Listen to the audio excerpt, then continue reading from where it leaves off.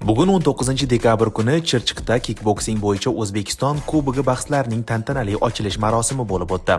Mamlakatimizning barcha hududlaridan 1300 nafardan ziyod sportchilar ishtirok etayotgan mamlakat Kubogi bahslarining ochilish marosimida ishtirok etgan sport vaziri Adham Ikromov, O'zbekiston kickboksing assotsiatsiyasi prezidenti Asadjon Xo'jayev va boshqalar yurtimizda kickboksing sport turi ommalashib borayotgani, yoshlar orasida mahoratli sportchilar yetishib chiqayotganini e'tirof etdi. Shuningdek, yurtimiz kickbokschilari bir qator xalqaro musobaqalarda kuchlilar qatoridan o'rin olgani, noyabr oyida Birlashgan Arab Amirliklarining Abu Dabi shahri mezbonligida o'tgan jahon chempionatida O'zbekiston terma jamoasi 28 yillik tanaffusdan so'ng 85 davlat orasida birinchi o'rinni egallagani alohida ta'kidlab o'tildi. Ushbu jahon chempionatida oltin medalni qo'lga kiritgan Hasan Baratov, dunyo birinchiligi kumush medali sohibiga aylangan Javlon Yo'ldoshev, Aydus Ahmedov, Nodir Xayriddinov, shuningdek bronza medali egalari Arsiniy Rahmonov, Saidolim Hasanov, Faxriddin Eminov va